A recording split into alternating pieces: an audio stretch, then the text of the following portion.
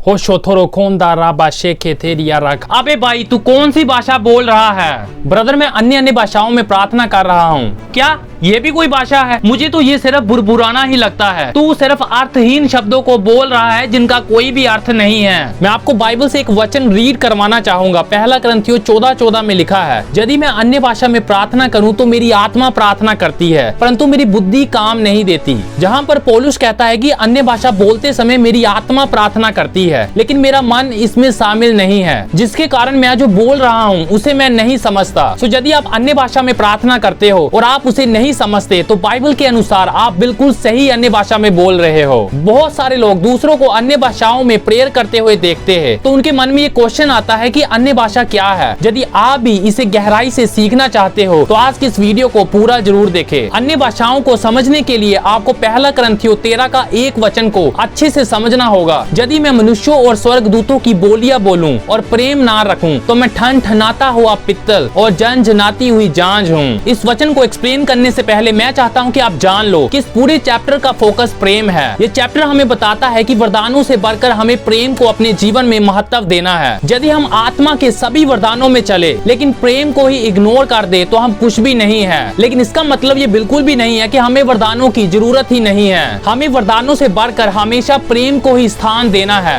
आइए अब हम अन्य भाषाओं को समझते हैं। पहला करंथियों 13 का 1 का पहला पाठ हमें मनुष्यों और स्वर्गदूतों की भाषाओं के बारे बताता है। यही अन्य भाषाएं हैं। अन्य भाषाएं मनुष्यों और स्वर्गदूतों की भाषाओं को बिना सीखे बोलना है। सो जब आप अन्य भाषा बोलते हो तो उस समय या तो आप इस पृथ्वी पर की कोई भाषा बोल रहे हो और या फिर आप स्वर्ग की कोई भाषा बोल रहे हो। लेकिन आप इन भाषाओं को सीख कर नहीं बोलते लेकिन बिना सीखे बोलते हो। पवित्र आत्मा आपकी आत्मा में शब्दों को डालता है, वह आपको ये वरदान देता है और फिर आप अपना मुंह खोलकर उन शब्दों को बोलना शुरू हो जाते हो। हम सीख कर बहुत सारी भाषाओं को बोल सकते हैं, जैसे कि मेरी मदर टंग पंजाबी है लेकिन मैं हिंदी और इंग्लिश भी बोलता हूँ। मैंने हिंदी और इंग्लिश सीखने के लिए एक लॉन्ग टाइम स्पेंड किया और तब मुझे ये दोनों भाषाएं आ गई और अब मैं हिंदी और इंग्लिश को बोल पाता हूँ। लेकिन अन्य भाषाएं ऐसी नहीं है। हम अन्य भाषाओं को सीख कर नहीं बोलते। जैसे कि बहुत सारे लोग दूसरों की अन्य भाषाओं को कॉपी या याद करके बोलने की कोशिश करते हैं। जब हम अन्य भाषाओं को याद करके बोलते हैं तो ये हमारे मन से आएगी, लेकिन अन्य भाषाएं हमारे मन से नहीं लेकिन हमारी आत्मा से आती है। जैसे कि हमने वीडियो की स्टार्टिंग में ही बात की कि जब हम अन्य भाषाओं में बोलते हैं तो हमारी आत्मा प्रार्थना करती है लेकिन हमारी बुद्धि काम नहीं देती। यानी हम जो बोलते हैं हमारा मन उसे नहीं समझता। अन्य भाषाओं का वरदान सुपर नेचुरल तरीके से हमारी आत्मा में दिया जाता है। पवित्र आत्मा हमारी आत्मा में अपने शब्दों को ढालता है और फिर हम अपना मुंह खोलकर उन शब्दों को बोलना शुरू हो जाते हैं। अन्य भाषा बोलते समय आप या तो मनुष्यों की कोई भाषा बोलते हो और या फिर स्वर्गदूतों की कोई भाषा बोलते हो। इसलिए इस अन्य भाषाओं के वरदान के द्वारा पवित्र आत्मा आपके द्वारा किसी अनजान भाषा बोलने वाले व्यक्ति से बात कर सकता है जिसकी भाषा आप नहीं समझते। लेकिन जब आप उस व्यक्ति की भाषा में उससे बात करोगे तो आपके लिए वह सिर्फ बुरबुराना ही हो सकता है यदि पवित्र आत्मा उसे समझने के लिए आपकी समझ को ना खोले। लेकिन उस सामने वाले व्यक्ति को आप उसकी ही भाषा में बोलते हुए सुनाई देंगे। हम बाइबल में देखते हैं कि जब पवित्र आत्मा इस पृथ्वी पर हमेशा के लिए रहने के लिए आया तो उसने प्रभु यीशु के चेलों को बोलने के लिए शब्द दिए और वह उस अन्य भाषाओं के शब्दों को बोलना शुरू हो गए और वहाँ पर 15-16 अलग अलग भाषाएं बोलने वाले लोग अलग अलग जगहों से आए हुए थे और उन्हें यही सुनाई दे रहा था कि ये मेरी ही भाषा में बोल रहे हैं। उस समय चेले अन्य भाषाओं में बोल रहे थे लेकिन पवित्र आत्मा ने वहाँ पर उपस्थित लोगों के कानों को खोल दिया और उन्हें यही सुनाई दे रहा था कि ये मेरी ही भाषा में बोल रहे हैं। और उन्होंने सुना कि चेले उनकी भाषा में परमेश्वर के महान कामों के बारे चर्चा कर रहे हैं। सो आप यहाँ पर क्लियरली देख सकते हो कि जब चेलों ने अन्य भाषाओं में बोला तो सुनने वालों को यही सुनाई दे रहा था कि ये मेरी ही भाषा में बोल रहे हैं। चेलों ने कभी भी उनकी भाषाएं नहीं सीखी। वह उस दिन उन्हें सुपर नेचुरल तरीके से पवित्र आत्मा की ओर से मिली और वह उन भाषाओं को बिना सीखे बोलना शुरू हो गए क्योंकि वह भाषाएं उनके मन से नहीं आ रही थी लेकिन उनकी आत्मा से आ रही थी। जब हम अन्य भाषाओं में बोलते हैं तो पवित्र आत्मा हमारे द्वारा इस पृथ्वी की कोई भी भाषा बुलवा सकता है जिसे हमने कभी भी नहीं सीखा और वह इस वरदान के द्वारा किसी अनजान व्यक्ति से उसकी अनजान भाषा में उससे बात कर सकता है। आज भी पवित्र आत्मा ये करता है। इसकी हमें बहुत सारी गवाहियां देखने को मिलती है। इस दुनिया के इतिहास में भी ऐसी बहुत सारी गवाहियां है। अजूसा स्ट्रीट स्ट्रीट रिवाइवल के दौरान ऐसी गवाहियां बहुत ही ज्यादा देखी गई। उस बेदारी के समय पवित्र आत्मा की सामर्थ के द्वारा बहुत बड़ी गिनती में लोग हमेशा के लिए बदल गए। उस समय एक मीटिंग के दौरान जेनी मुरे नाम की एक बहन अचानक ही पवित्र आत्मा से भर गई और अन्य अन्य भाषाओं में बोलना शुरू हो गई। वहाँ पर एक मिशनरी था जो चाइनीज बोलता था और समझता था, और जैसे जेनी मुरे लगातार अन्य भाषाओं में बोलती रही, उस मिशनरी ने पहचान लिया कि ये बिना किसी रुकावट के चाइनीज बोल रही है, जबकि उसने ये भाषा कभी भी नहीं सीखी है। मिशनरी ने बताया कि वह क्लियरली उसकी भाषा में सुसमाचार की घोषणा कर रही थी। ये देखकर वह बहुत ही ज्यादा गहराई से अपने अंदर मूव हुआ और उसने इसकी गवाही सबको सुनाई। सो आप क्लियरली देख सकते हो कि जब हम अन्य भाषाओं में बोलते हैं तो पवित्र आत्मा इस पृथ्वी की हमारे द्वारा कोई भी भाषा बुलवा सकता है। और पहला करंथियों 13:1 के अनुसार अन्य भाषाओं में बोलते समय आप सिर्फ मनुष्यों की भाषाओं में ही नहीं बोलते, लेकिन हम स्वर्ग दूतों की भाषाओं में भी बोलते हैं। जबकि बाइबल में इसकी कोई एग्जाम्पल नहीं है जब लोगों ने अन्य भाषाओं में बोलने के द्वारा स्वर्ग दूतों से बातें की, लेकिन परमेश्वर का वचन हमें बताता है कि हम मनुष्यों और स्वर्ग दूतों की भाषाएं बोल सकते हैं। सो जब आप अन्य भाषाओं में बोलते हो तो आपके द्वारा पवित्र आत्मा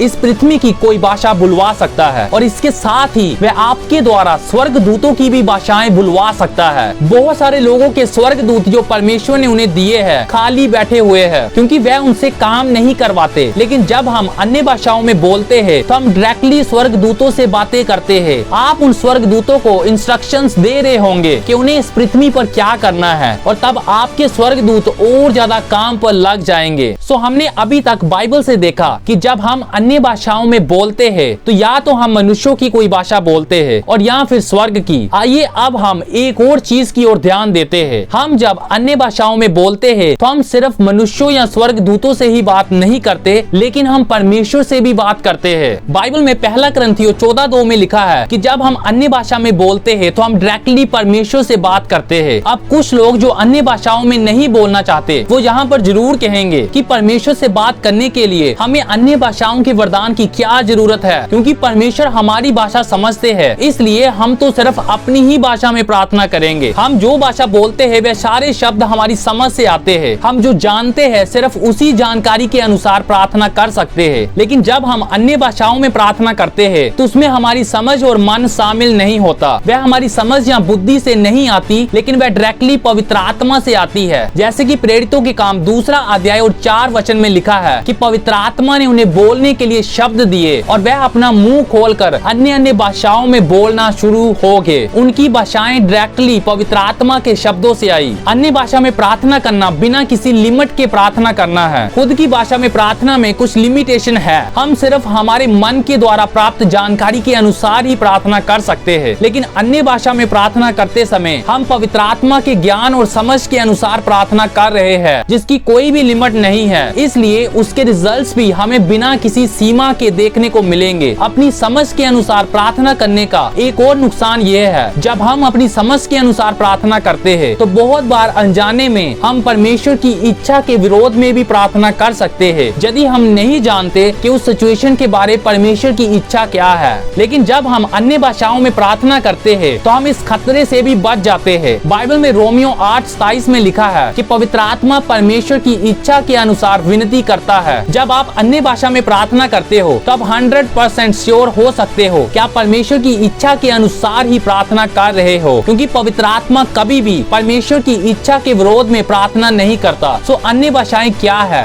अन्य भाषाएं हैं जैसे कि हिंदी, पंजाबी, इंग्लिश। लेकिन अन्य भाषाओं के वरदान में हम इन भाषाओं को सीख कर नहीं बोलते, लेकिन बिना सीखे बोलते हैं। जब पवित्र आत्मा सुपर नेचुरल तरीके से ये वरदान हमें देता है। अन्य भाषाओं में बोलते समय हम या तो इस पृथ्वी की मनुष्यों की कोई भाषा बोल रहे हैं और या फिर स्वर्ग दूतों की कोई भाषा बोल रहे हैं। अन्य भाषाओं के द्वारा हम मनुष्यों और स्वर्ग दूतों से बातें करते हैं और इसके साथ ही हम परमेश्वर से भी डायरेक्टली बात करते हैं। इसीलिए हर रोज घंटों अन्य भाषाओं में बोलने वाला व्यक्ति परमेश्वर की आवाज को बहुत ही ज्यादा आसानी से सुनकर पहचान लेता है। मैं विश्वास करता हूं कि आज की इस वीडियो के द्वारा आप समझ गए होंगे कि अन्य भाषाएं क्या है। फिर भी यदि आपके पास कोई क्वेश्चन है तो कमेंट्स में आप अपने क्वेश्चन पूछ सकते हो। जब आप पवित्र आत्मा की आवाज को सुनते हो तो उसके अनुसार काम जरूर करें, क्योंकि यदि आप इसे नहीं करते तो आप अपने लाइफ के साथ साथ दूसरों के जीवन को भी संकट में डाल सकते हो। इसे अच्छे से समझने के लिए आप प्रभु के दास की इस गवाही को जरूर सुने।